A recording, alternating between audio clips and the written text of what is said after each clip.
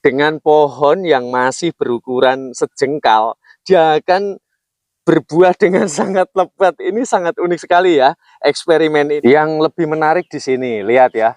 Ini semuanya sambung pucuk. Ini saya kombinasi, jadi satu pohon ini bisa kombinasi menjadi 3 jenis buah pepaya yang berbeda. Yang di atas ini adalah California. Terus kemudian yang di bawah ini adalah Bangkok, Thailand. Dan yang di sebelahnya sana ini adalah pepaya jingga.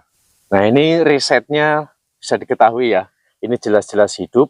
Ini sudah pecah tunas.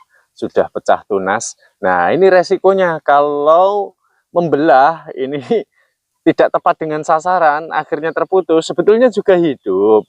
Yang sebelah sini pun hidup, sini hidup. Tapi ya akibatnya gini, akhirnya mengering dan nanti ketika dia berusia dewasa ini akan terputus. Nah, cara membentuknya itu mudah sekali ya. Nah, lalu bagaimana caranya supaya ini cepat berbuah? Itu bisa dilakukan sambung pucuk seperti ini ya, okulasi. Lihat ini sudah berhasil, sudah pecah mata tunas ya. Apalagi kalau bawahnya pepaya gantung, jangan dimatikan ya. Jadi sebuah solusi yang terbaik itu kita lakukan okulasi seperti ini. Nah, cara okulasi supaya berhasil kayak begini, itu ada triknya. Nih, perhatikan. Nah, sekarang saya akan membuka trik dari sambung pucuk dari pohon pepaya ini anti gagal ya. Ini sudah saya siapkan, untuk di bagian atasnya sudah saya pangkas karena untuk mempersingkat waktu. Ini kurang lebih ukurannya ya 1 jengkal lebih atau 1 jengkal kurang sedikit seperti ini. Jangan terlalu ke bawah, ditakutkan nanti malah dia ini bisa mati, bablas mati. Jadi harus agak ke atasan sedikit. Nah, langkah pertama yang harus kita lakukan adalah menyiapkan entresnya. Cari entres dari pohon pepaya yang sudah berusia dewasa. Dia sudah pernah berbuah atau setidaknya sudah berbunga. Nah, itu memungkinkan memaksa pohon supaya cepat untuk berbuah. Ini langsung saja karena ini cabangnya ya. Lihat ini pohon pepaya saya ini ya. Ini dulunya saya penggal, saya buang gitu aja malah masih hidup hingga saat ini. Jadi khususnya untuk pohon pepaya itu jangan khawatir, dia tidak mudah untuk mati ya. Langsung saja kita ambil. Nah, ini dari batang yang sudah berusia dewasa, lihat sudah ada bunga-bunganya ya.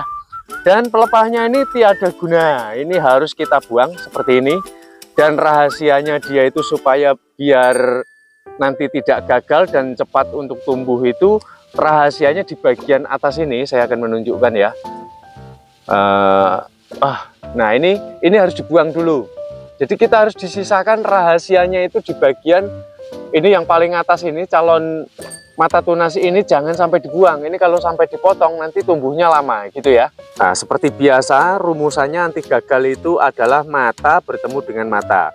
Bekas pelepah bertemu dengan bekas pelepah. Coba bayangkan, kalau pepaya yang masih berukuran pendek ya, 1 jengkal dia sudah berbuah dengan cepat. Itu apa nggak sangat unik sekali?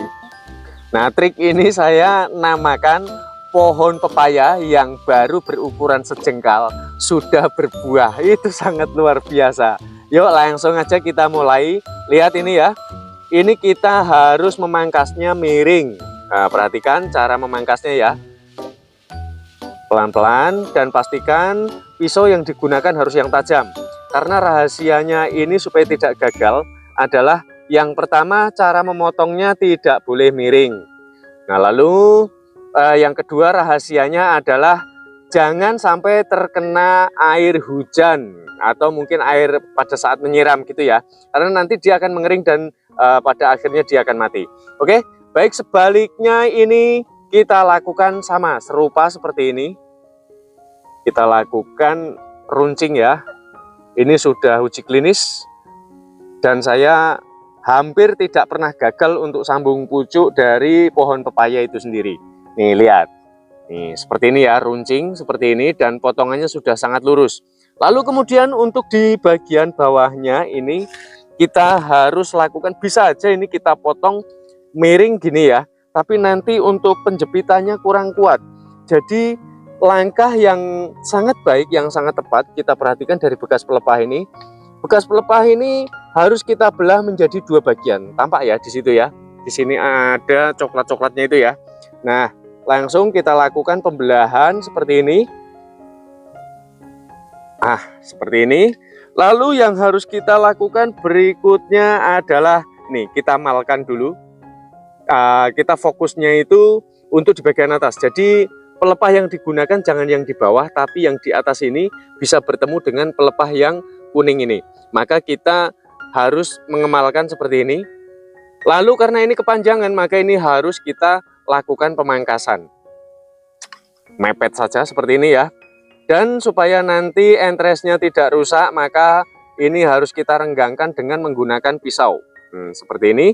Dan lalu kemudian ini dapat kita masukkan. Harus betul-betul sampai presisi ya.